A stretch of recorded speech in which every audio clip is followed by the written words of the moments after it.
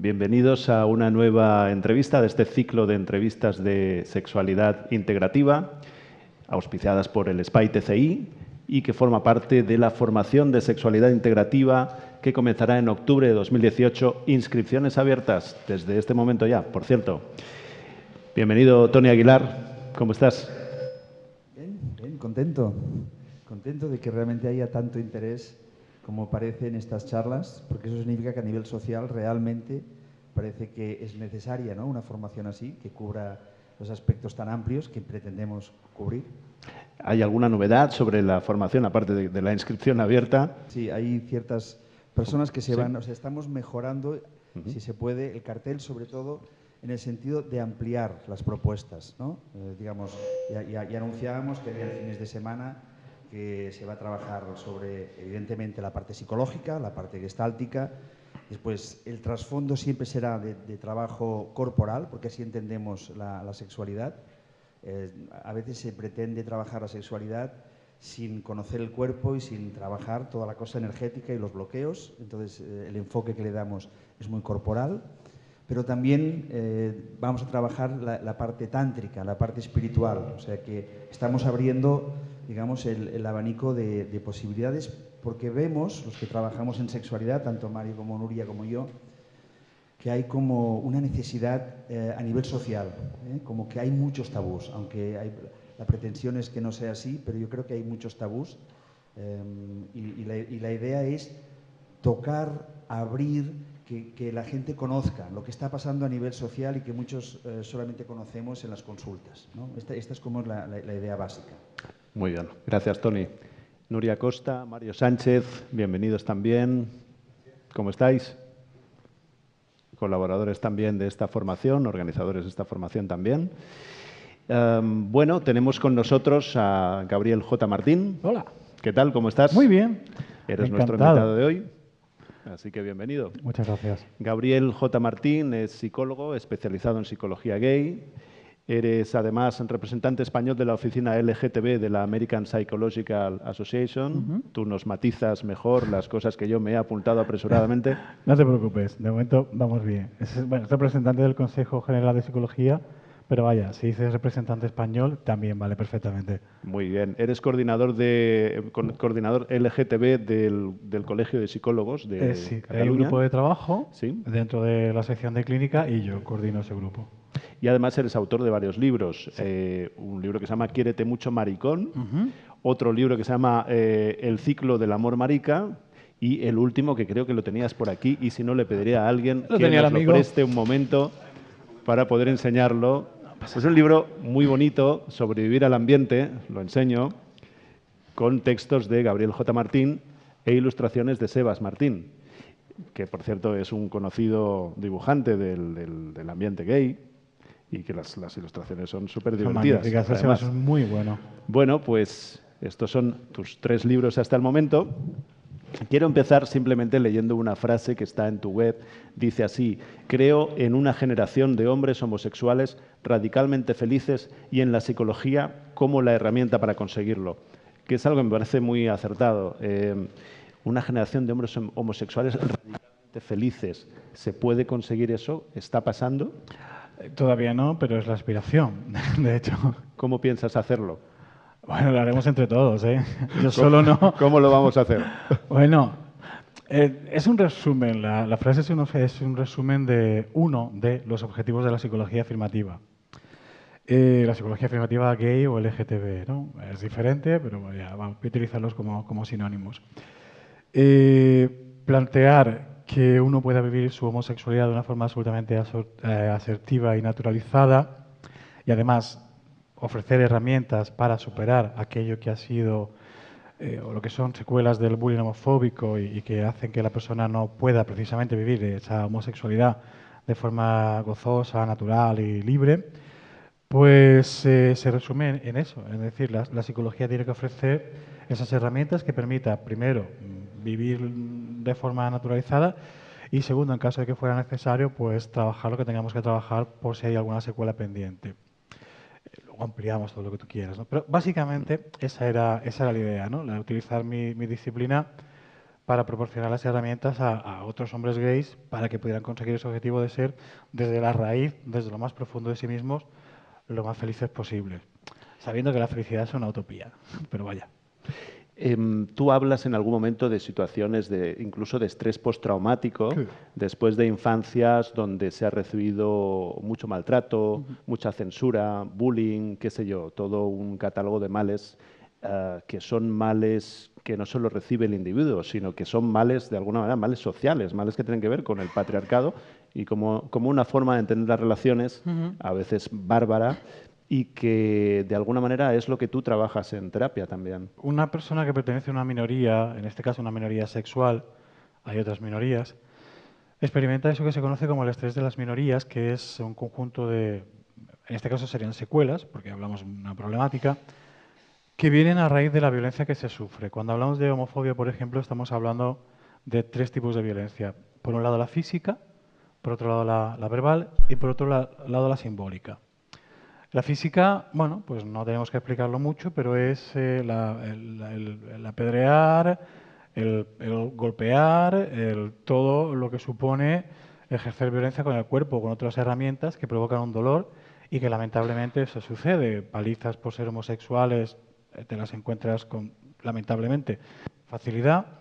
Y los que tenemos ya cierta edad, hablo de a partir de pues, unos 40, 45, hemos vivido episodios muy difíciles en los colegios. Es decir, linchar a uno porque fuera el marica del colegio, apedrear a alguien porque fuera maricón, era bastante habitual, lamentablemente. La violencia verbal está continuamente. Nosotros usamos la palabra maricón como lo que se llamaría una marca de complicidad, una marca lingüística de complicidad. ¿Tú la usas de una manera habitual? Yo la uso de una manera continuamente. Porque nosotros como comunidad hemos resignificado esa palabra, que es algo que ocurre también, por ejemplo, con minorías como los negros, que utilizan la palabra nigga en Estados Unidos de una forma muy diferente a la que en su origen tenía, que era un insulto, era negrata, pero con una connotación muy despectiva. Nosotros hemos utilizado la palabra maricón, la hemos resignificado, le hemos quitado la connotación negativa y entre nosotros la utilizamos con mucha facilidad.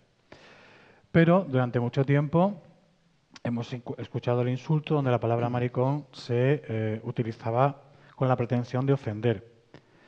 Y ya no solo que te llamaran concretamente la palabra maricón, sino todos los insultos que iban en relación a que tú fueras homosexual. Pero es que hay otro tipo de violencia, que es más estructural, la que llamaríamos la simbólica, que se ejerce desde púlpitos en los que están asegurando que la forma que tú tienes de amar es una forma pecaminosa, desviada, equivocada, que ofende a una supuesta divinidad, o desde unas leyes que te dicen que lo que tú sientes es un amor de segunda categoría y que por tanto no merece un reconocimiento como el resto de amores y por tanto no te puedes casar, no lo puedes llamar matrimonio, que no tienes derecho a adoptar y tener unos hijos o tu propia familia, porque al fin y al cabo, y es el resumen, tú eres un ciudadano de segunda categoría. Y esa violencia puede ser incluso peor que los golpes o los insultos, porque los golpes y los insultos los puedes olvidar, pero con esa violencia tienes que convivir siempre. Y sobre todo, lo peor es que te transmite el mensaje desde que eres bien pequeño de que tú vales menos que los demás. Y te puedes imaginar cómo afecta eso a la autoestima, ¿no? Entonces, todo este conjunto de situaciones violentas terminan provocando en la persona que las sufre una serie de secuelas que son equivalentes al estrés postraumático, porque todos esos momentos, por poco se me iba el micrófono, todas esas situaciones provocan, al ser una violencia que se ejerce contra ti, contra tu integridad física, tu integridad moral, provoca las consecuencias de cualquier evento traumático. Quizás estaría bien recordar que hablamos de una serie de prejuicios culturales, porque realmente en otras culturas, en otros momentos, a lo largo y ancho del mundo, la homosexualidad se ha integrado perfectamente, ha sido algo completamente normal, o normalizado y respetado. Entonces, ¿tenemos un problema que quizás se llame patriarcado? Sí, aunque incluso antes de culturas patriarcales ya existía en algunos casos dificultades para relacionarse con la homosexualidad. Pero es cierto que las culturas patriarcales, precisamente porque han sido finalmente las que se han extendido por todo el planeta, han terminado llevando la discriminación por razón de orientación sexual a todas partes.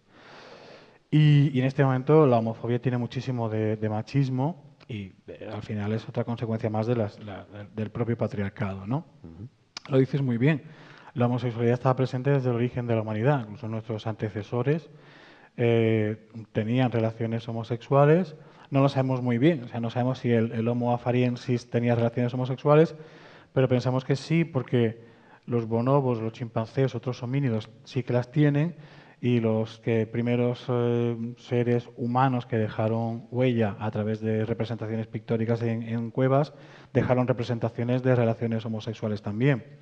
Con lo cual dices, hombre, no daría un salto la homosexualidad en las especies y desaparecería para volver a aparecer después y tal. Pero sí, ahí tenemos testimonios, hay material muy interesante, pinturas rupestres, con representaciones de dos hombres o dos mujeres manteniendo relaciones sexuales. Y luego, pues a lo largo de todas las culturas encuentras algún tipo de leyenda que haga referencia a personajes homosexuales o algún tipo de representación donde aparezca la homosexualidad y todo aquello. Hasta que llegamos a lo que es el origen de nuestra propia cultura, el planteamiento judío-cristiano, que ahí es donde se empiezan a tener problemas con la homosexualidad. Y como ha sido la cultura que más éxito ha tenido finalmente en el planeta, pues ha llevado todos sus vicios, ¿no?, como decíamos antes, al resto del planeta. Y a partir del siglo IV o V, me imagino, porque antes en las culturas grecolatinas no había ningún problema. Ni en las vikingas, ni en las de Mesoamérica. Es decir, te encuentras en la India tampoco, encuentras representaciones en el propio Kama Sutra. Se habla de relaciones entre dos hombres. La mujer todavía estaba peor en ese sentido. No se consideraba que tuviera como una sexualidad propia incluso, ¿no? Pero en textos como el Kama Sutra te encuentras que hablan de ello. En la Edad Media en Japón estaba institucionalizada incluso la homosexualidad. Es fácil encontrarlo. A partir en nuestra cultura, el Mediterráneo, a partir del siglo IV, que el cristianismo se hace religión del Imperio Romano, donde también había habido una cierta permisividad, porque también es cierto que dependía, el esclavo era siempre la parte receptiva, el ciudadano romano nunca podía recibir una penetración, había ahí también sus matices, pero desde luego a partir de ese momento es cuando se empieza a considerar que la homosexualidad es una conducta desviada, que es un pecado contra natura, que ofende a Dios y que por tanto hay que exterminarlo porque no solo perjudica el alma de la persona, sino incluso a la propia comunidad donde se encuentra. Eso, por ejemplo, en el Islam se sigue todavía considerando. Como decía antes, una cuestión cultural, una cuestión de prejuicios culturales. Para los romanos, ahora que dices esto, recuerdo haber leído que era una especie de, bueno, algo pues de muy baja estofa para un hombre romano lamer un coño, con lo cual, curiosamente, Tony, con lo cual prejuicio sobre prejuicio que cambian según cambia la cultura geográfica, según cambian los tiempos. Hay algo que me llamó mucho la atención leyendo una entrevista contigo, y es que te preguntaban cuál es el sentido, digamos, biológico de la humanidad. Y tú hacías una propuesta... ¿Sentido biológico? Sí, algo así te preguntaba el entrevistador. No recuerdo cuál era la pregunta exacta, pero sí recuerdo tu respuesta. Tú decías, quizás el hecho de que cuando el hombre se va a la guerra haya una serie de padres disponibles que no han tenido descendencia, me sorprendió mucho esa respuesta. No era así. ¿No era así? No. Dímelo tú. Esa respuesta sí. se parece... Se parece, pero no es exactamente lo que dijiste. A la respuesta sobre qué sentido evolutivo tiene la homosexualidad. Esa era. Los periodistas somos unos manipuladores y nos inventamos las cosas. Pero bueno. Menos mal que los entrevistados tenemos memoria, que si no... Menos mal. Madre mía. No, hablan de... algunas teorías acerca de cómo es posible que una conducta que en principio implica no reproducirse tenga tanto éxito y siga apareciendo generación tras generación. Es una pregunta que se hacen los psicólogos evolucionistas, los biólogos, etcétera, ¿no? Es una pregunta, perdón, que tiene un sentido evolucionista, exactamente. Fuera de ese paradigma quizás no tendría tanto sentido. Pero bueno. Sí, claro, tienes un paradigma dentro del cual te haces preguntas y tal, ¿no?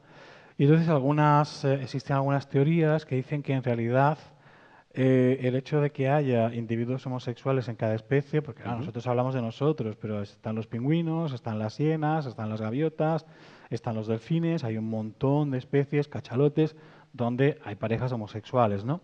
Entonces habla sobre todo de especies que vivimos en grupo, donde la presencia de homosexuales, por una parte, hace que no todo el mundo se reproduzca y, de otra parte, garantiza que hay padres de reserva para caso de que algún cachorro, no solo humano, puede ser un cachorro de un polluelo de pingüino, pues se quede huérfano por alguna razón, ¿no?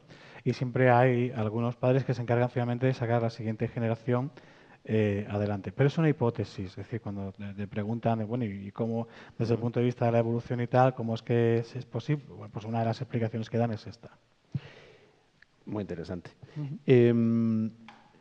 Se supone que ya no se apedrea a la gente por ser gay en este país, pero sigue pasando. Se supone que ya no se insulta a la gente por ser gay, pero sigue pasando. ¿Cómo está esto respecto a hace 20, 30 años o al momento en que éramos unos críos y estábamos en la escuela?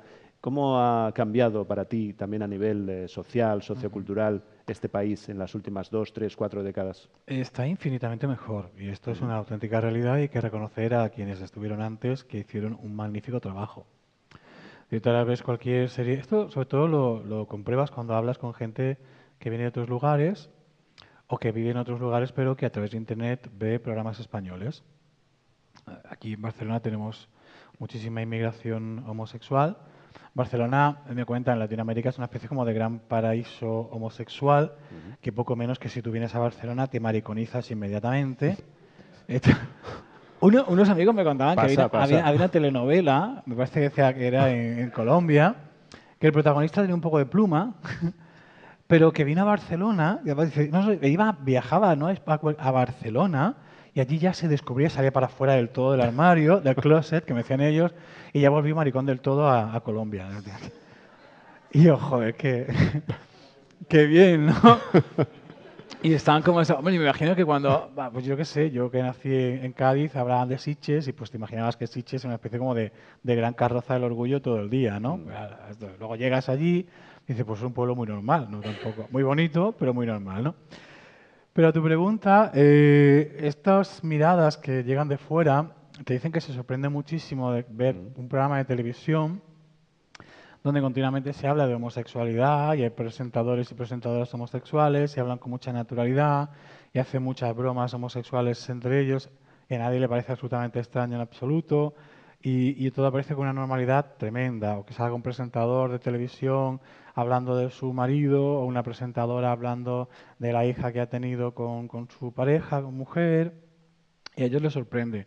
En ese sentido, y también en las series, por ejemplo, en las series de ficción, casi siempre aparece un personaje homosexual, un gay y una lesbiana, a menudo a veces un personaje incluso transexual.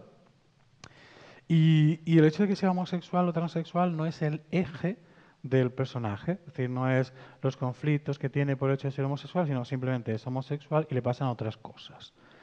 Se naturaliza, visibiliza la diversidad de género y de sexo, y afectiva, perdón, de una manera, además, muy saludable, porque no plantea que la diversidad sea un problema, sino simplemente un ingrediente más.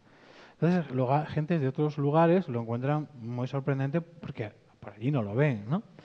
Entonces, la respuesta es esta, es decir, bueno, vivimos en un país donde probablemente, si no el que mejor, uno de los que mejor se vive siendo LGTB, y eso es un cambio además que se ha producido muy rápidamente, porque yo comentaba con un paciente hoy precisamente, ¿no?, hablando. El caso Barney fue en el 95, estamos hablando de hace 23 años. Hace solo 23 años este país entendía que simplemente por el hecho de ser homosexual se podía esperar lo peor de cualquier persona. Por contextualizar, el caso Arni fue una auténtica caza de brujas mediático-judicial. Era un club de ambiente de Sevilla, donde había varios famosos que iban a ese club y de repente hubo pues un escándalo. Se suponía que allí pues había menores que no podían estar, no recuerdo más porque hace muchos años, pero sí recuerdo toda la caza de brujas asociada a aquella historia. Exacto. Sí. Cualquiera que tenga curiosidad que googlee un poco caso Arni, busque información, periódicos de aquella época, programas de televisión, vería que en este país la gente se cebaba con el hecho de que fuera homosexual y daba por veraz un relato de lo más escabroso que puedas imaginar, solo porque, claro, como es homosexual, seguro que hacen este tipo de cosas. Y eso pasó aquí hace 2 décadas. Sí. Gente que hoy sigue siendo muy famosa, en aquel momento estaba muy comprometida, porque esa situación se lo llevó por delante y estuvo a punto de cargarse su carrera, ¿no? Entonces, eso lo hemos vivido aquí hace 20 años. No es, ay, llevamos un siglo de visibilidad y de aceptación. No, para nada, para nada. Lo que ocurre es que, por alguna razón, que entiendo que será un buen trabajo que han hecho los colectivos LGTB y la clase política que se haya implicado, pues se ha conseguido un cambio tremendo. Y luego es verdad que ha habido, sobre todo en medios de comunicación audiovisuales, un ejercicio de visibilidad tremendo que ha facilitado muchísimo que haya una aceptación, La visibilidad siempre es muy buena porque terminas llevando el personaje trans u homo al comedor de una persona que vive en un pueblecito retirado allí en la montaña y está expuesta a esa realidad y toma conciencia de que existe y deja de importarle. Y ha sido muy bueno, muy bueno, muy bueno. O sea que sí que es verdad que ha habido cambios grandísimos, tremendos, pero muy rápidos. Incluso hasta el punto de que mucha gente todavía tiene miedo a salir del armario porque sigue con el software de hace 20, 25 años y se lo tiene que actualizar. ¿Te lo encuentras mucho? ¿Te encuentras a mucha gente con ese miedo a salir del armario? Sí. Gente que mantiene dobles vidas, por ejemplo. Y me refiero a si te lo encuentras también en terapia, no solo en la vida cotidiana, sino también... Sí. También. Pensaba en eso, de hecho. Afortunadamente, yo atiendo en dos sentidos. Tengo una consulta presencial aquí en Barcelona y luego por videoconferencia atiendo en lugares de lo más remotos. Puedo atender a alguien que esté en Ecuador, como a alguien que esté en Ghana, en África o en algún lugar de la provincia de Albacete, por ejemplo, ¿no? Entonces, aquí en residentes en Barcelona, la salida del armario, la propia aceptación, no es tanto un problema, la mayoría lo tiene muy resuelto, a no ser que provengas de un entorno hiperconservador, tipo mi familia es numeraria del Opus Dei. Salir de homosexual es un poco complicado, pero aún así son procesos que se pueden llevar a cabo y bien, finalmente bien, ¿no? Donde encuentras más dificultad en esto, a lo mejor en otros lugares del mundo, y sobre todo en zonas rurales, donde todavía la presión social, el estar pendiente el qué va a pasar, qué dirá la gente, y todo eso puede suponer un problema. Trabajo más en lo que sería el recovery, la recuperación de secuelas y todo aquello, y temas que tienen que ver con sexualidad, con pareja, con cómo se vive el ocio y cosas así, que no tanto la propia aceptación y todo eso. Con el matiz de gente que tenga de 35 o 40 años hacia arriba. Es decir, es curioso, cuanto mayores, que puedes decir, bueno, más maduro eres, más has trabajado esto, peor llevas la homosexualidad, porque has vivido más homofobia. Claro. La gente más joven, que ha crecido en entornos muchísimo más liberales al respecto, Operación Triunfo, la última edición, era un mariconeo constante y todo el mundo encantado de la vida, además, por cierto, ¿no? Pues gente que ha crecido en ese entorno no tiene ningún problema con su sexualidad y la vive con mucha naturalidad, la mayoría, ¿de acuerdo? Siempre hay excepciones, porque digo que también depende de la familia y todo aquello. Pero sí que es cierto que hay gente, sobre todo a partir de 40-45, como ha vivido en entornos tan homofóbicos, lo lleva bastante peor y tiene más homofobia interiorizada que no gente más joven. Estaba también queriendo traer algo a la memoria, ahora que hablas de todo esto. Hace unos años entrevisté a una persona cuya historia me tocó mucho. Vuelvo a los aspectos, digamos, históricos, pero no voy tan lejos, voy a los años 70. No recuerdo su nombre y os voy a pedir que me echéis una mano para buscarlo, pero es el presidente o era el presidente de la Asociación de Expresos Sociales. Antonio Ruiz. Antonio Ruiz, sí. De Valencia. Sí, de Valencia, exacto. Su historia me impactó, resumiéndola mucho, era un muchacho que tenía 17 años, le confesó a su madre que era homosexual, la madre fue a hablar muy preocupada con una amiga suya monja, la monja fue a la policía se presentó a las 2 de la mañana, se lo llevaron, le dieron una paliza, lo metieron en la cárcel, lo violaron, el juez le condenó a varios años de cárcel y después de destierro del pueblo, no pudo volver. Entonces, bueno, una historia durísima, y me contaba que todavía años después, en un control rutinario de la policía en la carretera o la Guardia Civil, no recuerdo, vio que se reían los policías y le dijeron: en tu ficha consta que eres maricón, en tu ficha policial. Esto ya muy entrada, muy avanzada la etapa democrática. Sí. Bueno, fue una historia que me impactó muchísimo. No han pasado tantos años. En los años 70, pues muchos de los que estaban aquí ya estaban vivos. O sea, ya esto pasa en la transición, con Franco ya muerto. Entonces son historias de este país que ponen los pelos de punta y, bueno, que no está mal también traer a la memoria, ¿no? Sí. Por comentar que no hace tanto como estábamos. No solo mucha gente ha vivido eso, sino que los padres que nos han educado a nosotros crecieron en una cultura donde ser homosexual era un delito. Ojo. Entonces, cuando ese padre que ha crecido en un entorno que le está diciendo que ser homosexual es un acto delictivo, ve que su hijo es homosexual, no va a llevar bien que su hijo sea homosexual, y eso va a suponer un conflicto familiar y una falta de aceptación de ese padre hacia su hijo. Entonces estamos hablando de que, aunque yo no haya nacido en esos momentos, que yo sí nací en eso, yo yo nací en el 71, con lo cual hubo una serie de unos cuantos años que supuestamente yo estaba prohibido, ¿no? Pero incluso aunque no hayas nacido en esa época, sino después de la despenalización y todo aquello, los que te han educado tenían esa forma de ver la homosexualidad, con lo cual ellos también han influido en la aceptación, bueno, la no aceptación que puedas tener de tu propia homosexualidad. Porque te han enseñado que eso es malo. Exacto. Es trabajo de generaciones esto. Si en algún momento queréis intervenir, también lo digo para todos vosotros, no hay más que levantar la mano e interrumpir, si queréis decir alguna cosa, en el momento en que queráis. ¿Está bien? Una vez también tuve ocasión de hablar con un personaje, digamos, siniestro, llamado Aquilino Polaino. Uy, no sé si te suena ese nombre. Bastante. Bueno, Aquilino Polaino es un psiquiatra que se hizo célebre porque hace ya muchos años, en una sesión parlamentaria, no tengo muy buena memoria. No, muchos no, 2005. ¿2005? Sí, sí. No tantos. Durante las sesiones para debatir la ley del matrimonio homosexual que se aprobó en junio de 2005. Exactamente. Bueno, este hombre salió con unos cuantos exabruptos contra la homosexualidad. Básicamente venía a decir que sostenía que aquello era una enfermedad y que no se podía aprobar el matrimonio homosexual. Hay que decir que la ONU, la OMS, la Organización Mundial de la Salud, desterró esa idea hace ya muchas décadas. No sé si muchas. ¿Cuándo la desterró? ¿En los años 1990. 1990. La Organización Mundial de la Salud fue el 17 de mayo de 1990. Pues no hace tanto. Que por eso celebramos el Día contra la Homofobia el 17 de mayo. Claro. Pero en el 73 desapareció del catálogo de enfermedades mentales. Bien. Eso sí, eso ¿de acuerdo? Para psicólogos y psiquiatras. Sí. Eso fue en el 73.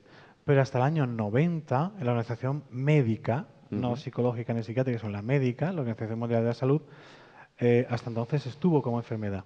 Es grave porque se sostiene un prejuicio en un entorno médico, en una cultura, la de los médicos, en una cultura supuestamente científica, y se sostiene ese prejuicio décadas más allá de haber una certeza e incluso un consenso social de que las cosas no son así. ¿Ibais a decir algo? Sí, bueno, mi pregunta venía un poco en esta línea, ¿no? Tú como profesional, me gustaría saber hasta qué punto encuentras esta visión, ¿no? Esta visión que ve la homosexualidad como algo, a lo mejor, que proviene de algún trauma, ¿no? Es decir, esta visión no normalizada de la orientación sexual, ¿no? Dentro del ámbito profesional, te pregunto. En realidad, a excepción de, y voy a entrecomillar, psiquiatras o psicólogos o terapeutas que consideren que la homosexualidad es una enfermedad o la transexualidad es una enfermedad, suelen ser personajes vinculados muy fuertemente a algún tipo de ideología o creencia religiosa. Es raro encontrarte un profesional que no esté impregnado de esa ideología o de esa religión que sostenga esto. De hecho, cualquier profesional que haya tenido los estudios mínimamente reglados sabe perfectamente que la comunidad científica acuerda desde hace ya muchas décadas que ser homosexual o transexual, cualquier cosa que tenga que ver con la diversidad sexual y de género, no es ningún tipo de enfermedad. Lo que pasa es que a veces te encuentras con personas que intentan hacer justo lo contrario que en la ciencia. En ciencia las teorías se tienen que adaptar a los hechos. Ellos intentan adaptar los hechos a las teorías. Yo creo que Dios nos hizo hombre y mujer y por tanto se tienen que relacionar las personas de forma heterosexual, y cualquier cosa que se salga de eso, como contradice mi idea básica de sostener una creencia religiosa, pues es una desviación por alguna parte. O es una enfermedad, o es un trauma, o es alguna cosa así. No. Claro, en estos casos el debate científico ya se llevó a cabo en los años, bueno, el 70 cuando se aprobó, ya había muchísimo debate previo. Desde el año 54 que se publica el primer estudio al respecto hasta el año 73 que se despatologiza, eran décadas de investigación, o sea, no cabe el debate. Ese debate ya está hecho. Igual que un día se hizo el debate de si el Sol giraba alrededor de la Tierra o la Tierra alrededor, eso ya se hizo. O si la Tierra es redonda, eso ya se hizo. Y hay gente todavía que dice, no, que la Tierra es plana. Pues muy bien, diga usted lo que quiera y haga vídeos de YouTube, pero eso no es. Ante eso, lo que te queda es la postura de, bueno, esta es la verdad, este es el consenso científico basado en evidencias y usted no tiene ningún tipo de forma de demostrar lo que está diciendo, porque no te puedes poner a discutir ya con ellos. Ese tipo también de planteamientos y las prácticas que conducen a que algunas personas o que pretenden que se puede dejar de ser homosexual están castigados y se tienen que denunciar. Y luego los colegios tienen que actuar para que esa persona no pueda ejercer su profesión, porque la está ejerciendo de una manera no conforme a la verdad científica en este área. En este sentido, ¿nos puedes explicar qué es una terapia de aversión y cuáles son sus efectos? Este hombre, Aquilino Polaino, se dedicaba, hacía estas cosas, según me contó en su momento, o por lo menos las defendía, así que me gustaría que explicaras brevemente en qué consiste. Esas terapias consisten básicamente en una persona que se siente incómoda con su homosexualidad porque si has crecido en un entorno homofóbico, has interiorizado que ser homosexual es malo y que ser heterosexual es mejor, y evidentemente tú quieres ir a la parte fácil, puede dejar de ser homosexual y convertirse en heterosexual si de verdad se lo propone y realiza una serie de procesos terapéuticos que suelen ser en la mayoría de los casos aversivos, refuerzan estereotipos de género y promueven que la persona tenga un comportamiento estereotipado de su género.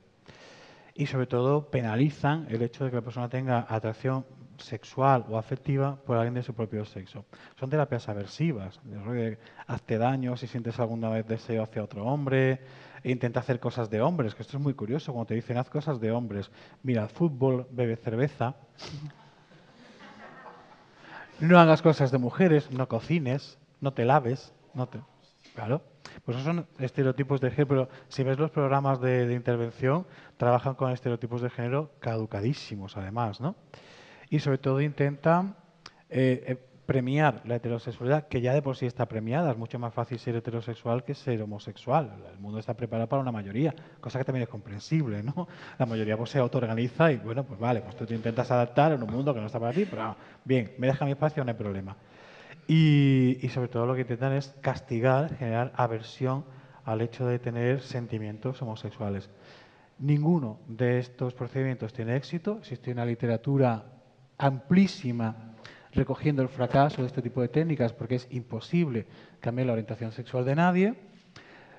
Y lo único que puedes conseguir es alguien que siendo homosexual, que continuando siendo homosexual, simplemente se niega ante los demás y aparenta una vida heterosexual, pero que no tiene nada que ver con lo que está sintiendo.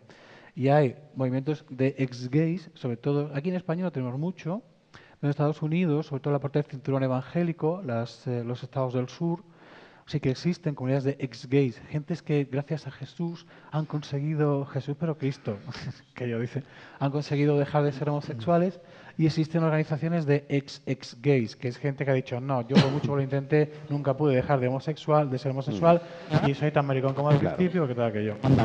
Lógico, sí, sí. Es interesantísimo seguirlo, porque eso es como muy telenovela. Esto último, la asociación de damnificados, claro, qué daño, qué agresión. Luego, esta es otra también, porque hay secuelas en ya no solo la propia aceptación de tu sexualidad, sino cómo vives tu sexualidad. Tú hablabas de problemas con la sexualidad. Imagínate a alguien que se la ha estado reprimiendo durante 30 o 35 años. Hacer una felación, como te han pasado la vida diciendo que eso es absolutamente asqueroso y denigrante, a ver cómo te metes una polla en la boca. Sin acordarte del cura, no puedes. O sea, sin acordarte del cura. Es que es así. Y oye, estás con el hombre con el que quieres estar y les hace una felación, que fantástica. Pero ha dejado huellas profundas en cómo tú vives tu sexualidad. Uno se pregunta quizás por el estereotipo, hasta qué punto las personas más guerreras en la negación, en el castigo hacia la homosexualidad, parten de una homosexualidad no reconocida. Sé que es un tópico, pero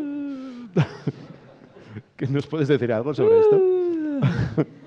Hay un cardenal. Hay un cardenal. Que habla mucho y parece Sarita Montiel en sus primeras películas.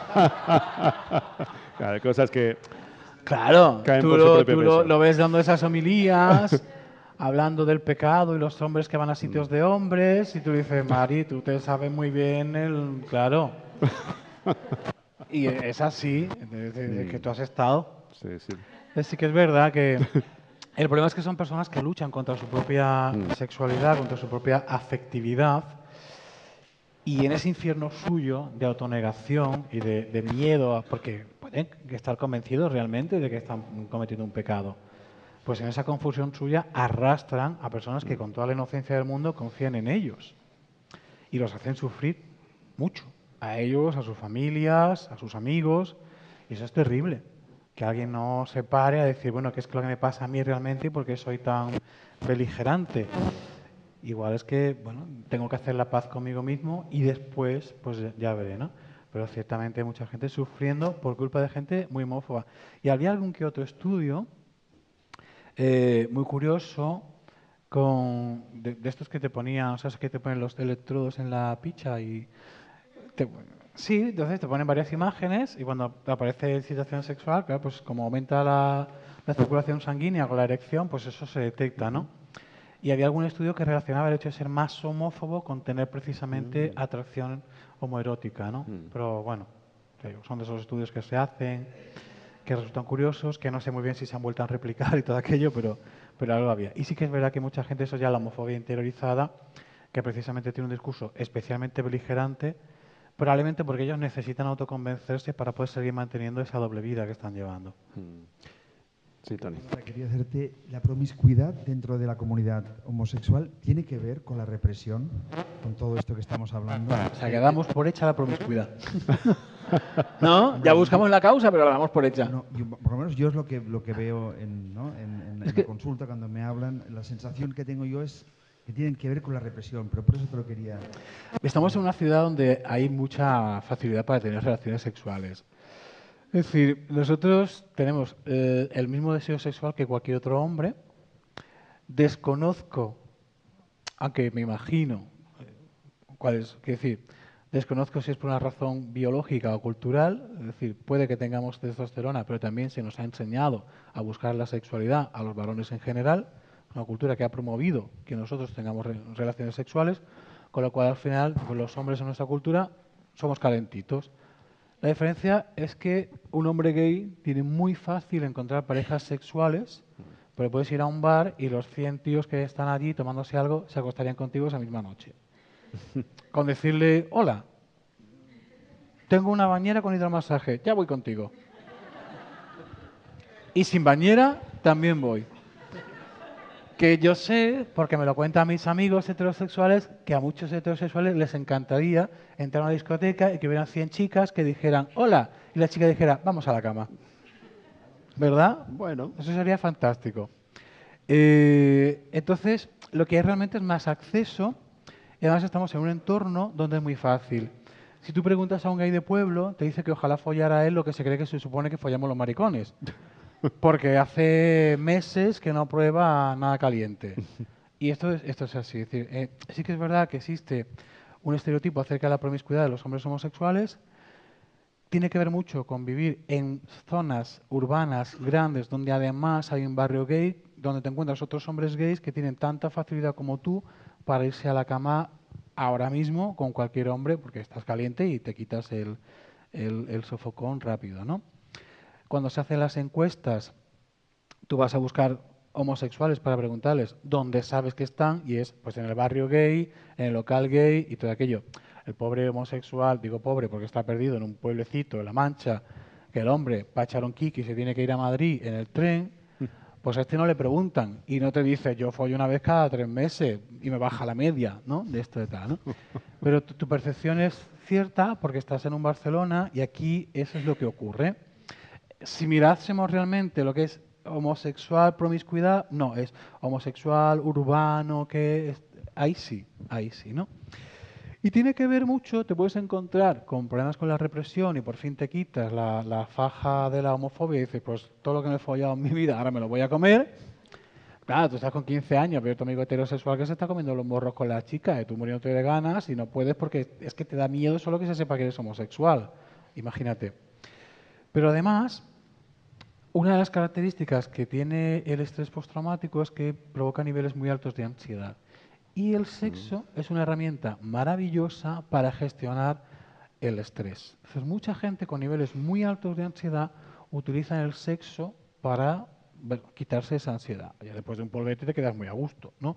Pero es que como tienes una ansiedad de fondo muy alta a causa de este estrés postraumático, el polvete lo necesitas hoy y mañana y pasado y el otro, y encima tienes aplicaciones como el Grindr y todo aquello que enseguida con el teléfono móvil ya encuentras con quién follar en 50 metros, pues es muy fácil estar todo el día enganchado. Y terminas encontrando personas que te dicen, soy adicto al sexo, y en realidad lo que tienen es un problema muy grande de ansiedad que intentan gestionar con el sexo. Pero insisto, aquí en un Barcelona que es fácil. El mariquita de Albacete se quita la ansiedad con tila porque no hay con qué. Oye, está interesante el tema. Yo quería saber si, ya que estamos, el hecho de que yo vaya a la discoteca y no haya 100 chicas dispuestas a acostarse conmigo, ¿es un tema de represión sexual femenina o es que yo estoy muy ansioso? Que puede ser, ¿eh? Hombre, yo creo que está bueno como para que haya más de 4 que digan se quieren acostar con él. Las chicas han dicho que Caramba, sí. Que me voy a azorar. Gracias.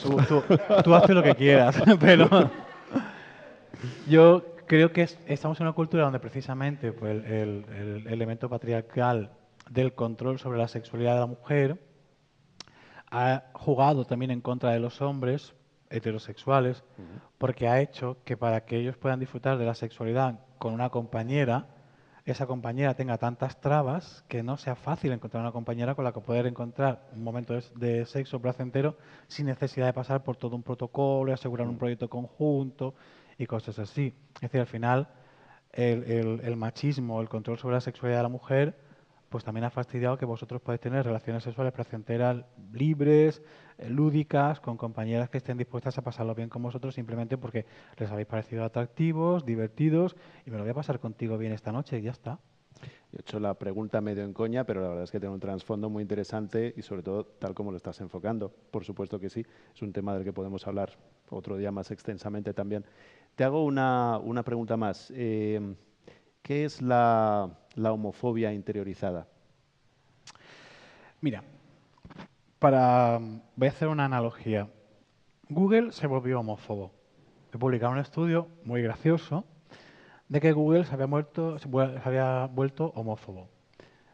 Me explico. Desarrollaron una aplicación que consistía en analizar los textos que estaban disponibles en Internet y encontrar la probabilidad de hallar juntas, de encontrar relacionadas determinadas palabras. Por ejemplo, perro era fácil encontrarlo asociado a palabras como leal, como pelo, o collar, paseo, ¿de acuerdo? Gato era más fácil encontrártelo asociado a palabras como independiente o arisco, ¿no? Entonces dice, hombre, según Google, los gatos son ariscos e independientes, como gatófobo, ¿no?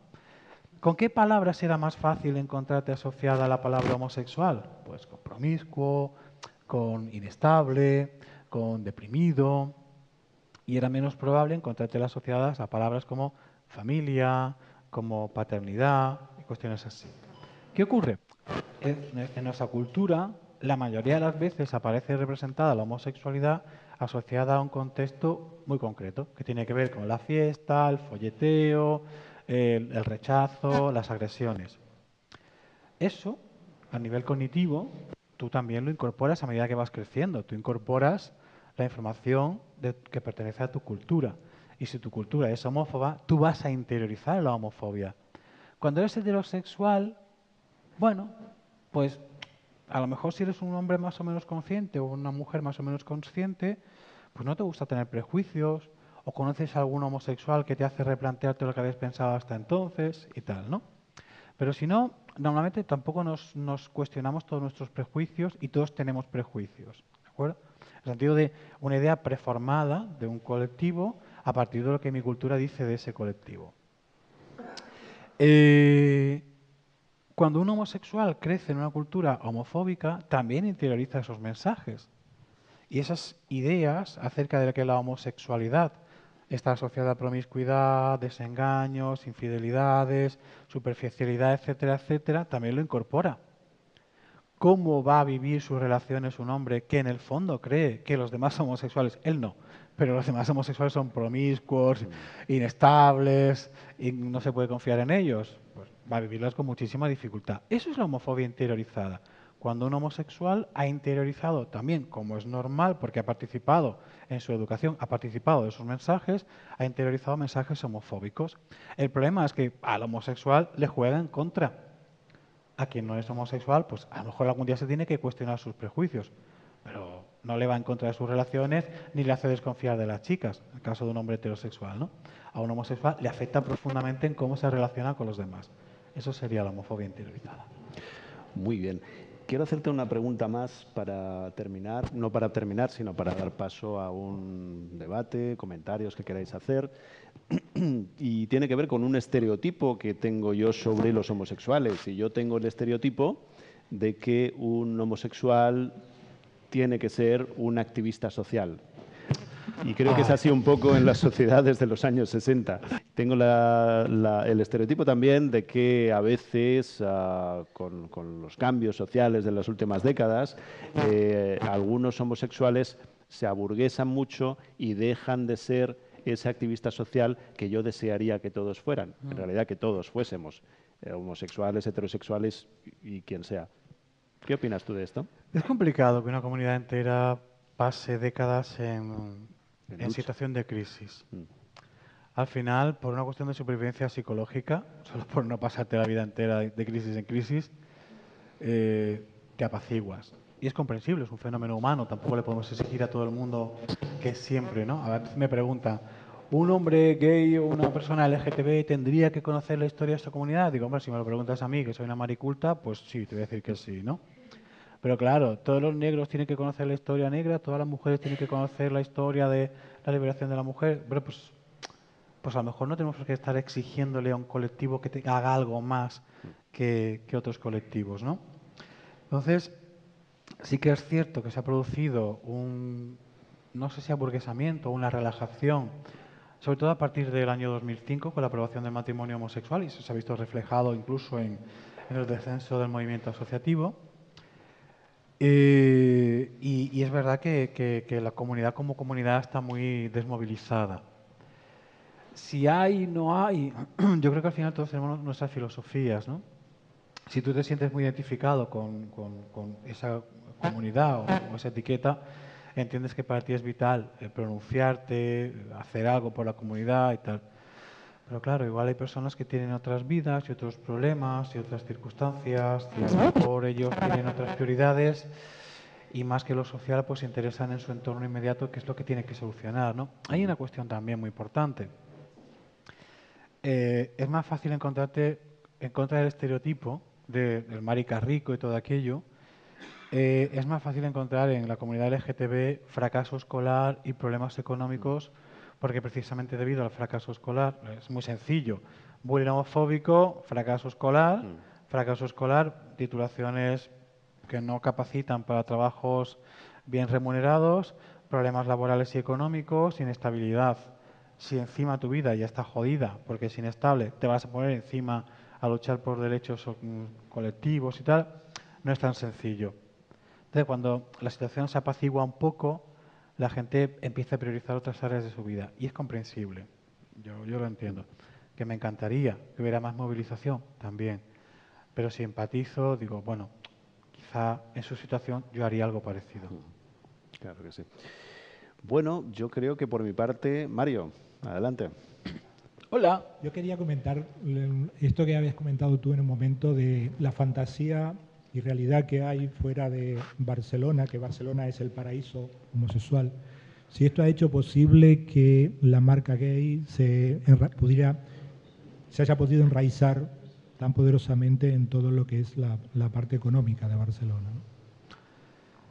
Si el hecho de que Barcelona sea considerada como una especie de paraíso gay es lo que ha posibilitado que la parte comercial, o sea, el euro rosa, entiendo, ¿no?, sea tan potente en Barcelona. Fíjate que no tengo tan claro que sea tan potente en Barcelona, ¿eh? Que no tengo tan claro que la parte, el euro rosa o la parte económica en Barcelona sea tan potente. Por lo que conozco, y que los conozco, ¿no? Hay un par de salas de empresas que mueven bastante capital, hoteles, discotecas y esto, pero el resto, lo que forma la patronal aquí en Barcelona, son pequeños comercios. Tiendecitas, librerías, ropa, algunos bares, cafeterías, pues son empresitas pequeñas, quitando 2, 3, ¿no? Madrid puede ser más fuerte, fíjate lo que te digo. Madrid con la ubicación del barrio, la cantidad de negocios que hay allí puede ser más fuerte. Yo sí te diría. Barcelona, en realidad, me acuerdo hace mucho tiempo fuimos a una charla sobre drogas. A mí, yo todos los vicios, yo el maricón, las drogas, esto, lo que sea divertido, yo me interesa. Y entonces contaban que en Barcelona ocurrió algo muy curioso, es que en la Primera Guerra Mundial toda la jet europea se viene a Barcelona porque es una ciudad que quedaba cerca de Europa y era portuaria. Y se vinieron con sus bailes y con su coca y con toda su historia. Se había imágenes de los años, pues eso, de los años 20 y tal, después de que ya se quedaron, ¿no? Y unas fiestas que había una que había una bandeja así de oro con una montaña de cocaína y parecía 1 kilo de harina. Dice, ¿pero esto qué es? Espectacular, ¿no? Porque incluso había, me lo contaba un amigo, el tango de la cocaína. En aquella época, de hecho se ponía en el jarabe, porque los niños se revitalizan mucho, se ponen muy en el jarabe. Si tenéis la oportunidad de mirar la historia, es maravilloso. En los años 20 te lo daban en el jarabe porque el niño como que se energetizaba y dice, coño, el niño está... Ya te digo. Luego cayeron en que eso era perjudicial, ¿no? Total, a donde quiero llegar es que Barcelona desde entonces es un lugar donde es muy fácil vivir la sexualidad de forma bastante liberada. A mí me encanta, claro, venía la Sexta Flota, el Raval, el barrio chino, potentísimo, Paralel con todos los espectáculos eróticos y la revista, todo aquello. Barcelona, toda ella, ha sido un barrio gay, un lugar de libertad sexual para todos los sexos y todas las identidades y orientaciones. Y ha habido mucho negocio en torno a lo que es el negocio de espectáculo y cosas relacionadas con la sexualidad y el disfrute. Pero, de verdad, yo estoy bastante convencido que todos los lugares del mundo tienen más... Se oye un poco raro. Sí. Tiene más tiro en el euro rosa que aquí. Sí. O sea, llevo muchos años aquí en Barcelona viviendo y he ido viendo cómo evolucionaba a nivel económico todo el movimiento gay con toda la postura y para mí era un espacio muy potente. No sabía esto de Madrid, pensaba que era mucho más aquí. No. Y por la necesidad que encuentras también cuando vas a cualquier parte del planeta que todo el mundo quiere venir a Barcelona, ¿no? O sea, como es que Claro, está muy bien vendida, ¿no? Es una ciudad bonita, es marítima también, buen clima por tanto, muy liberal en todo. A mí me hace mucha gracia las señoras de Barcelona, señoras mayores, dicen, ay, nen, si yo ya he visto de todo. Como diciendo, ¿qué me vas a contar a mí tú de 2 tías que se follan? Venga, hombre, ya. con un caballo si hace falta. Es decir, que esa sensación que te transmiten, ¿no? De naturalidad, pero ¿de qué te vas a asustar si ya hemos visto aquí de todo, ¿no? Me gusta muchísimo, porque yo no me meto en la vida de nadie porque yo he visto ya de todo y es genial, ¿no? Tenemos esa suerte, sí.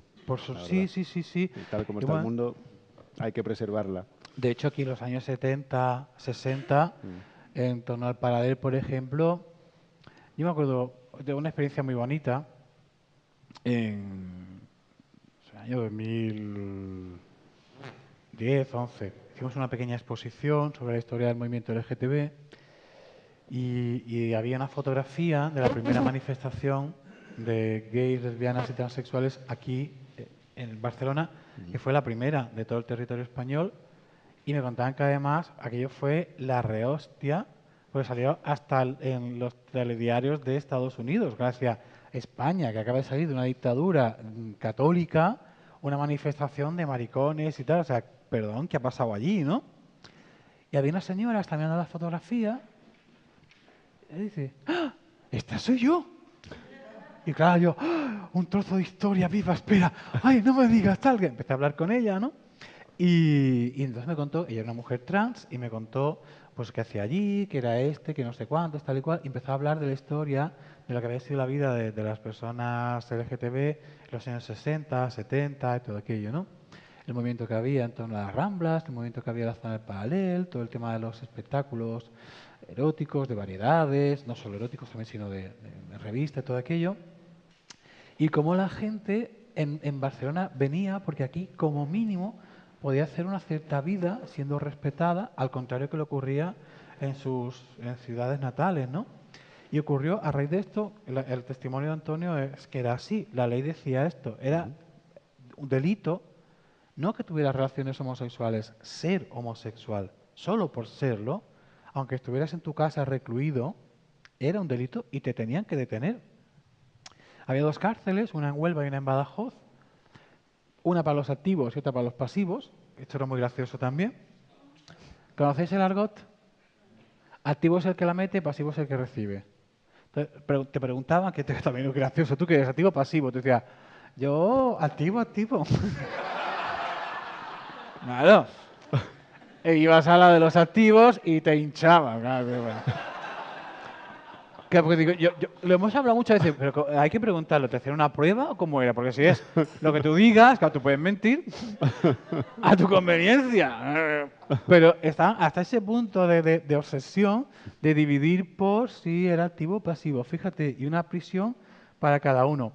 Cumplías la pena, quedaban antecedentes penales, estabas desterrado, no podías volver a tu casa y claro, si tienes antecedentes penales, ya no te contratan en ningún sitio. Y si no puedes vivir en tu pueblo, tu familia no te puede apoyar, ¿de qué coño vives? Claro, no te queda más alternativa, prostituirte o dedicarte al espectáculo. Que, bueno, los del espectáculo eran gente de mal vivir y ya se sabía, ¿no? Y se permitía, y en ciudades donde había, pues, ese circuito de locales, pues teatros, salas de fiestas, tablaos, pues la gente podía venir y buscar trabajo de lo que fuera en un sitio que no te hacían demasiadas preguntas y tal. Y Barcelona era precisamente ese sitio, porque además aquí continuamente venía la Sexta Flota, continuamente venían europeos, era un sitio de muchísimo tránsito y bueno, la gente podía más o menos hacer una vida. Y por la calle finalmente, pues veías de todo. ¿Se oye? Hola. Sí. Hola. Sí. Hola, Gabriel. Hola. Bueno. Es el culpable, que soy yo aquí, ¿eh? Hola, Gabriel, a ver si vienes un día.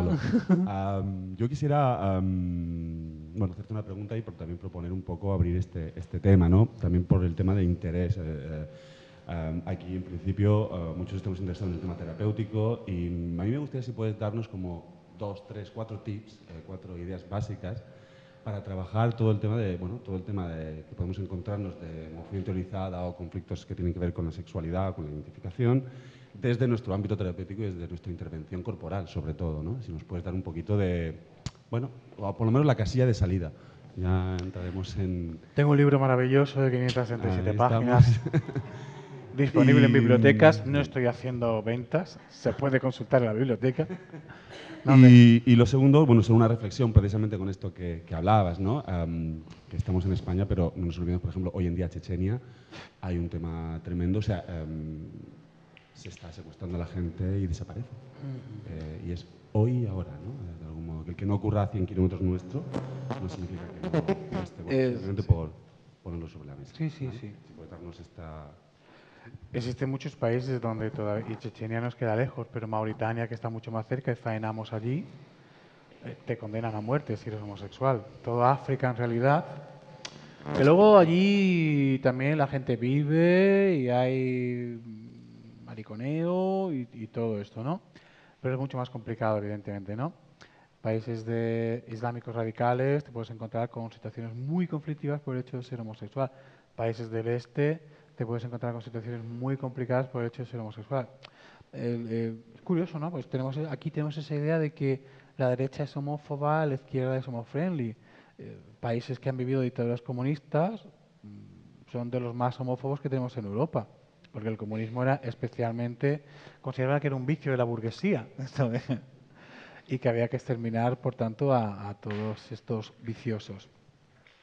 Y está ahí, tenemos que seguir trabajando y dando apoyo y ofreciendo herramientas y lo que tengamos que hacer. En cuanto al cómo, yo sobre todo lo que planteo es conocer bien qué es lo que tenemos que hacer cuando trabajamos con una persona LGTB, cuáles son la mayoría de problemáticas que se encuentran y tener, luego cada terapeuta tiene sus herramientas. Hay quien trabaja a lo mejor más desde una perspectiva cognitivo-conductual, gente que trabaja más desde una disciplina psicoanalítica, gente que trabaja más a lo mejor, como planteáis aquí, desde la corporalidad, la conexión con uno mismo, todo aquello.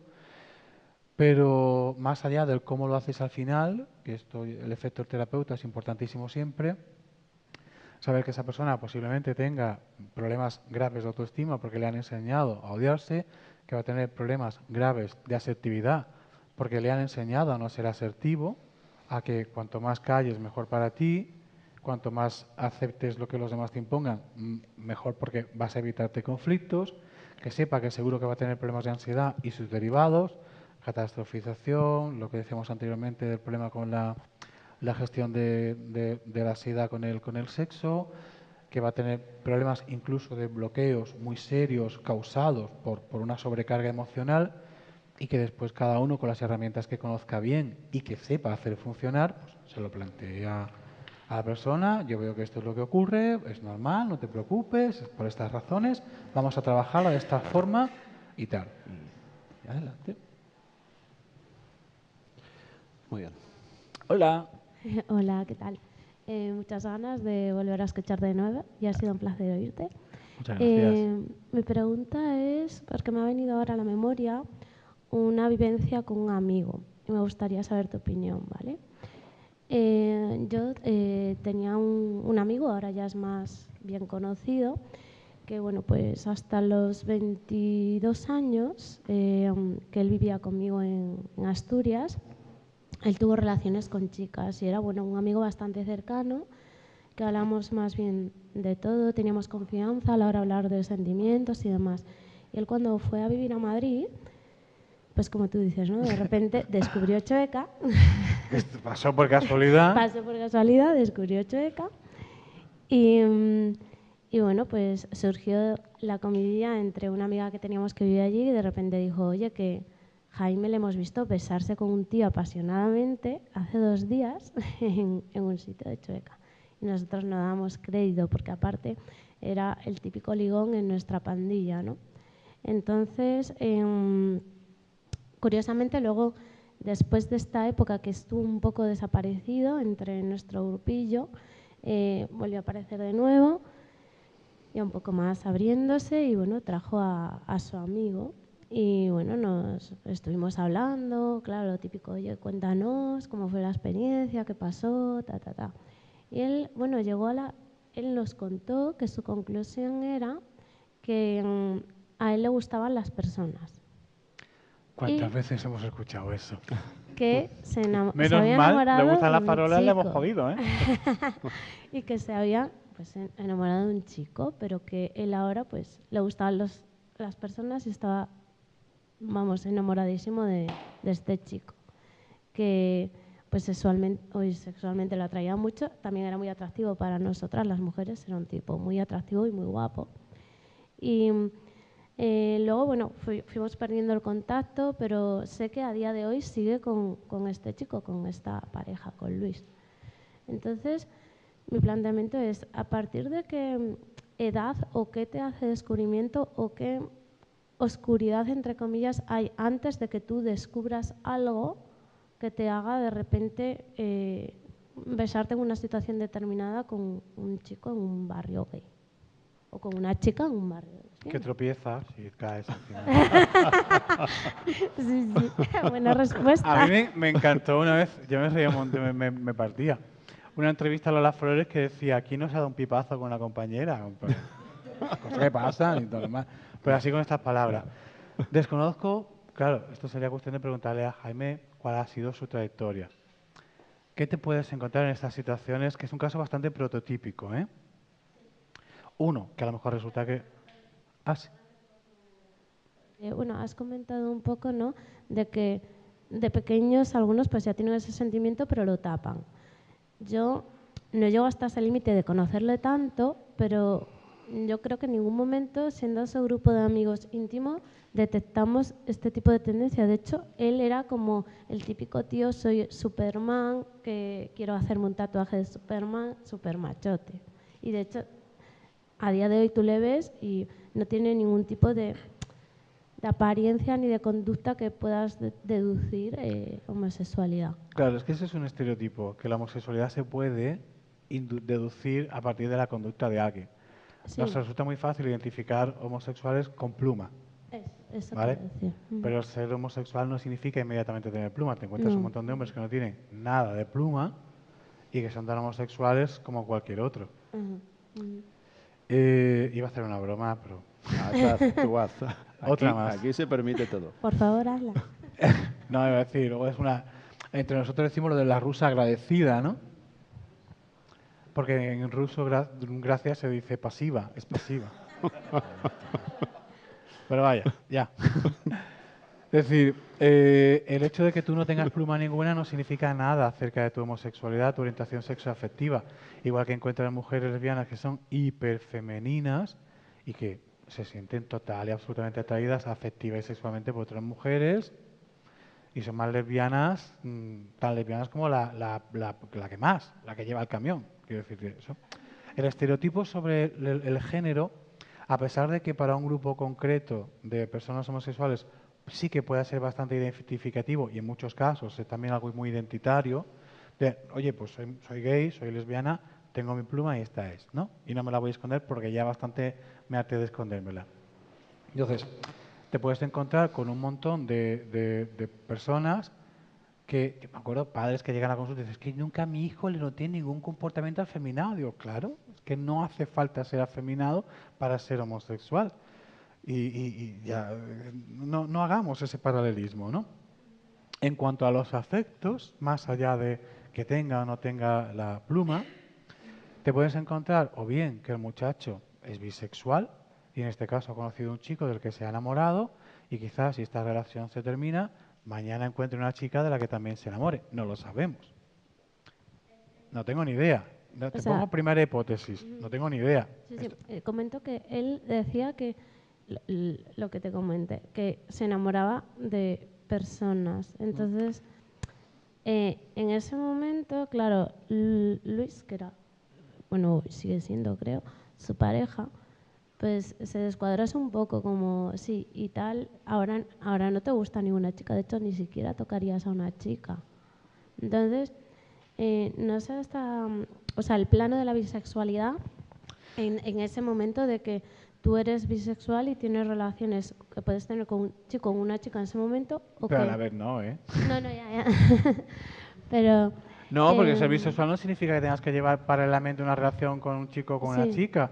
Te estás enamorado de una persona y no necesitas ni echas de menos ni relaciones con personas del otro sexo. Hoy estoy enamorado de esta persona, de este hombre o esta mujer, y no quiero estar con nadie más, solo con él o ella. Que yo sea bisexual no significa que a la vez tenga que estar con dos personas de diferentes sexos. Para nada, ¿eh? Sí, claro, no, me refiero a que él podría estar con un hombre o con una mujer, pero que lo que nos dio a insinuar Luis es que le daban asco las mujeres en ese momento, ¿sabes? Que él no estaría, que en ese momento sería como su etapa homosexual con hombres y... Nos estamos metiendo demasiado en la intimidad de un amigo tuyo. Ya has conocido. A mí personalmente me resulta un poco violento llegar a ese nivel de detalle. Y yo preferiría, porque claro, esto luego va a YouTube y como se entere, seguramente una llamadita tendrás diciendo, mira, guapa. Sí, la verdad. O sea, yo prefiero, si no te importa, hablar de casos hipotéticos y no meternos tanto. Hipotético, ¿vale? perdón. Vamos a pasar a otra pregunta. Sí, ¿vale? Sí, no, pero quiero decirte, te puedes encontrar con personas que tarden, porque una de las cosas que provoca la ansiedad precisamente es bloqueo emocional. Eso es algo que aquí vosotros trabajáis muchísimo. Si yo tengo bloqueo emocional, yo no puedo conectar con mis sentimientos. Si no conecto con mis sentimientos, yo no conecto con quién de verdad me atrae afectiva o sexualmente. Con lo cual, hasta que no pase cierto tiempo que mi inteligencia emocional me permita conectar con mis emociones, o me pega un flash de Dios, este es hombre de mi vida, me lo acabo de encontrar en un bar, pues a lo mejor no se produce el clic que hace que yo conecte con mis emociones, ¿vale? Esto también ocurre, insisto, pero esto es la vida personal de este amigo tuyo y... Muy bien. Nada. Pasamos... Aquí. Hola. Hola, ¿qué tal? Yendo un poco al origen de por qué alguien es homosexual. Es decir, ¿es una cuestión cultural, es una cuestión genética, es una mezcla? ¿O hacerse esta pregunta es incorrecto porque partes de un parámetro de que buscar una causa respecto a algo ya es un a priorismo incorrecto? Yo considero que el ser humano se hace preguntas y eso está bien. Y estamos donde estamos porque nos preguntamos cosas. Yo creo que la duda, de entrada, al preguntarse los porqués y todo aquello, forma parte de nuestra naturaleza y tenemos que entenderlo. Hay preguntas que están muy bien hechas y no ofenden a nadie. Y esa pregunta se la ha hecho muchísima gente. ¿Qué sabemos hasta el momento? Lo primero que sabemos de la homosexualidad es que no puede ser una conducta aprendida porque contraviene las principales leyes del aprendizaje. Primera, la del refuerzo. Aquella conducta que recibe un premio, un reforzamiento positivo, se instaura. La que recibe un reforzamiento negativo, se extingue.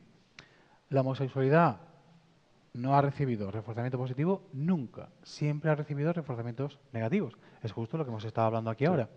Sin embargo, por más que se castigase la homosexualidad, nadie dejaba de ser homosexual. Si fuera aprendida, se podría revertir, se podría aprender lo contrario. Es lo que hacemos en terapia, ¿verdad? Ya hemos hablado de que todos los intentos de dejar de ser homosexual han fracasado. Nadie puede dejar de ser homosexual. Y tercero, la ley del modelado. Necesitas un modelo. Nosotros ahora tenemos un montón de referentes homosexuales. Hace una generación o dos no había un solo referente del que tú puedas decir he aprendido a ser homosexual de esta persona. Y en las familias homoparentales, el 95% de los hijos son heterosexuales, porque el 95% de la población es heterosexual. Ni con el modelo en casa aprendes a ser homosexual. Eres más tolerante, muy abierto a la diversidad, y los estereotipos de género te lo pasas por el forro de lo que tú quieras, pero no te haces homosexual. Entonces dices, bueno, evidentemente, si no cumple ninguna de las leyes de las conductas aprendidas, no puede ser una conducta aprendida. Tiene que ser innata. ¿Dónde está? En los genes, en procesos hormonales, en áreas del cerebro. Lo que se sabe hasta ahora es que hay diferentes mecanismos que pueden conducir a que una persona sea homosexual. No una única causa, sino todo un repertorio de diferentes genes, diferentes niveles hormonales que pueden conducir a que una persona sienta preferencia afectiva y sexual por personas de su mismo sexo. Y que esos genes se pueden manifestar o no, dependiendo de mecanismos epigenéticos, o incluso hay un fenómeno muy curioso que es el orden de nacimiento. Familias donde hay muchos varones, el más pequeño tiene muchas más probabilidades de ser gay porque en el útero se va desarrollando un antígeno al cromosoma Y que hace que se tienda a feminizar el feto que se está gestando. Eso es un estudio, está muy estudiado. Puedes mirar lo de efecto del hermano menor, gay, todo aquello. Y es muy fácil encontrarte con hijos en familias numerosas. Que todos los anteriores han sido varones. Si las anteriores han sido chicas, no se da tanto el efecto. Con lo cual dice, existe multiplicidad de causas. No sabemos bien cuál o cuáles. Ahí la ciencia continúa investigando y está bien, pero no puede ser una conducta cultural, porque además te digo otra cosa. ¿Qué cultura le transmite a un pingüino ser homosexual? Hay parejas de pingüinos estables que pasan su ciclo vital juntos, que crían polluelos huérfanos, que los hay, o parejas de cachalotes, o parejas de cisnes negros, parejas de gaviotas. Claro, ahí no hay un elemento cultural, es puramente biológico, ¿no? Entonces, estamos ahí. Deducimos que tiene que ser algo innato, por todo esto que hemos comentado, y aparte que si hablas con cualquier homosexual, te dice, yo no lo decidí, lo asumí, tuve que aceptarlo, pero este era así y yo era así. Y luego hay elementos de cómo lo visibilizas, cómo lo vives, qué clase de personalidad. Pero eso es un tema ya de personalidad. Y ahí, evidentemente, hay elementos biográficos, culturales, etcétera, como en cualquier otro elemento de tu personalidad. Pero la base, es decir, partimos de algo que la persona no ha decidido, que se nace, que se asume y que según el contexto en el que hayas crecido, lo llevarás mejor o peor. Muy bien. ¿Hay alguna otra pregunta por allá? Hola. Hace muchos años, bueno, la historia es que estaba en la universidad, quería trabajar los fines de semana de discoteca, fui preguntando, en todos los lugares buscaban chicas, hice una regla de 3 y acabé trabajando unos meses en la Arena. Claro, es que allí sí buscan chicos. Arena es una discoteca gay. Bueno, me impactó bastante, fue una experiencia que, bueno, vi un mundo que desconocía. Y me llamó la atención una cosa, que había un perfil, un estereotipo que se veía muy a menudo. Y era gente, bueno, eran chicos que salían con chicas, bueno, tenían relaciones con chicos, pero, bueno, affairs, pero relaciones serias solo con chicas. Y siempre se decía de ellos que eran viciosos. Entonces me catalogaba como tal. ¿Cómo era la terminología de tiempo atrás? ¿De qué años hablamos? ¿Qué década? 99. No, a final de los 90 ya, ¿no? ¿Crees que la terminología muchas veces induce a confusión, ¿no? Pues o sea, a veces se usan unos términos muy a la ligera, ¿no? También hay otro caso, ¿no? Tú en sauna no has trabajado, pero la gente que trabaja en saunas o ha trabajado... Una sauna, el eufemismo es spa masculino, que es un sitio que hay jacuzzis, hay saunas y todo aquello, que tú vas y en realidad vas a conocer tíos a follar. Hay unas cabinitas y te metes en la cabina y echas un kiki. Luego, si eso, te duchas y te metes en una sauna, lo que tú quieras. Pero el objetivo no es darte un baño termal. Tengo un amigo que trabajaba allí en una de estas saunas, en Barcelona hay como 5 o 6, y los domingos tenían que tener puesta la radio para escuchar el fútbol. Porque salían clientes y preguntaban, ¿cómo queda el Barça? Decían, pues 2-0. Dice, vale. Porque le habían dicho a las mujeres que iban al fútbol. No, es que estoy calcando, que ya vendré. Entonces tenía el tiempo de cuando dice, no, que ya está en la prórroga, me voy, que mi mujer va a decir qué pasa, ¿no? Y se tenían que tal. Es decir, hay un concepto que es el de HSH, hombres que tienen sexo con hombres, que se refiere a hombres que sin que se identifiquen como homosexuales, que no se consideran a sí mismos gays, sin embargo tienen relaciones sexuales con otros hombres. Porque eróticamente puedan ser bisexuales y sientan placer tanto con un hombre como una mujer, y es muy fácil irte a una sauna y tener sexo, o irte a una discoteca como en la Arena y tener sexo sin complicarte, o una zona de cruising. Montjuic allí, maravillosa, debajo de los árboles, allí pasan muchas cosas interesantes. Pues vas con el coche, te sale súper barato y vienes relajado para casa. Entonces, dentro de esa etiqueta que llamaremos el HSH, están hombres que pueden tener sexo con otros hombres y que a lo mejor, porque están en su proceso, porque no se aceptan, o simplemente porque, aunque tengan relaciones afectivas con mujeres, pero puedan tener relaciones eróticas con otros hombres, pues viven su sexualidad y ya está. Es decir, cuando hablamos de homosexualidad, estamos hablando en realidad de quién te enamoras. La definición que damos de homosexualidad, bisexualidad, heterosexualidad tiene que ver con de quién te enamoras. Y luego entendiendo que hablamos de un continuo entre un polo extremo y otro, es decir, exclusivamente heterosexual, exclusivamente homosexual. En medio Existen multiplicidad de posibilidades. Los hombres gays que siempre han sido gays, mariconísimos desde pequeñitos, que un día conocen a una chica, siente algo en especial y tiene una relación con ella.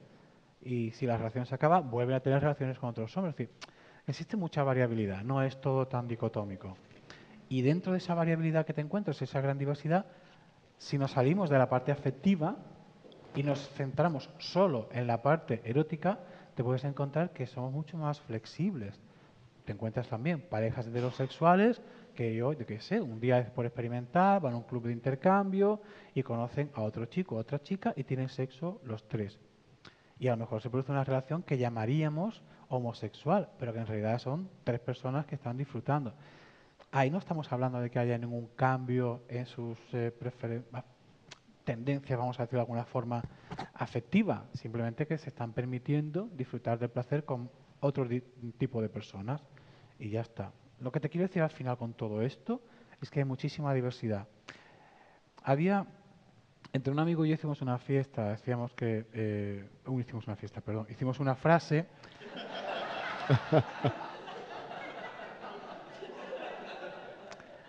Si hice una fiesta no era tan amigo, no era solo amigo. Para referirnos al tema de la orientación, decimos que la orientación es más afectiva que sexual, que el sexo es una fiesta y no tiene reservado el derecho de admisión. Ese sería el resumen final, ¿no? ¿De qué estamos hablando? ¿De afecto? Bueno, pues el afecto es una cuestión. Pero si hablamos de sexo, de placer, oye, la puerta está abierta, ven y pásatelo bien con quien sea. Una pregunta más para terminar. Sí, bueno, solo para terminar, la verdad que, claro, como que la charla era el universo homosexual, ¿no? Y entiendo que tú, pues bueno, como especialista en psicología afirmativa gay, pues claro, has hablado más de esto, ¿no? Pero sí que me parecía interesante si podíamos hacer, aunque sea una mini mirada, sí, ¿no? a lo que sería más el universo lésbico.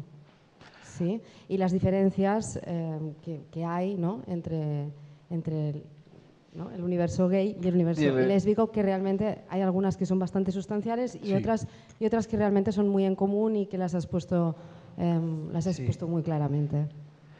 Yo tengo una compañera de trabajo a la que adoro, Paula Alcaide. Justamente lo decía por ella. Por ella, ¿no?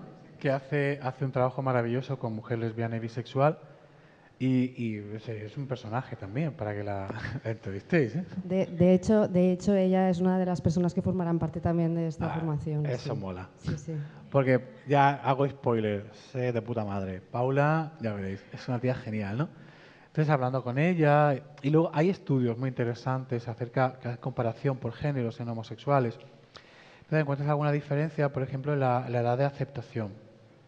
En hombres gays es más fácil encontrarse, o sea, desde más jóvenes, 15 y 16, empiezas a tener claro que eres homosexual y tal. En mujer lesbiana, más tarde, hablamos 18, 20. Es raro encontrarte un hombre gay que haya tenido relaciones sexuales con mujeres antes de asumir... te puedes encontrar que un hombre gay, hasta que no se asume como hombre gay, no tiene relaciones sexuales afectivas con otros hombres gays. Mientras que una mujer lesbiana puede tener relaciones afectivas con otras mujeres sin todavía identificarse como mujer lesbiana.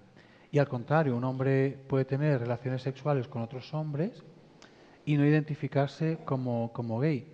Mientras que una mujer, hasta que no se identifica realmente como lesbiana, le cuesta mucho tener una relación sexual con otra mujer lesbiana. Así, lo que vemos al final es que hay unas diferencias donde en las mujeres prima la parte afectiva, la parte íntima, el compartir, el conectar, el comunicar, y en los hombres prima más la parte sexual, pero hasta el punto de que no tiene importancia. Es decir, aquello de cuando le dices, es que me ha acostado con no sé quién, pero de verdad que no ha sido importante. De verdad no ha sido importante, es que ni te acuerdas de cómo se llama. ¿Y cómo era? Yo qué sé, estaba oscuro, yo no me fijé. Y te lo está diciendo con toda la sinceridad del mundo. Es verdad, estaba oscuro, no se fijó, porque es algo tan presente que se convierte en irrelevante. Simplemente lo pasa bien. Eso para una mujer lesbiana sería impensable. Hablo de mayorías, ¿eh? Que también hay mujeres lesbianas que follan todo lo que pueden y bien que hacen, ¿no? Igual que hay hombres homosexuales que son muy afectuosos y bien que hacen, ¿no? Pero si hablas, comparas medias y todo eso, ves que hay un efecto muy grande, que yo intuyo que es cultural. Puede haber una parte a lo mejor biológica si tú quieres, pero yo intuyo que es cultural, donde las relaciones entre mujeres se construyen en base a la comunicación y la intimidad, y en los hombres se construyen, empiezan con el atractivo físico y la sexualidad, y el sexo es muy importante en general, ¿no?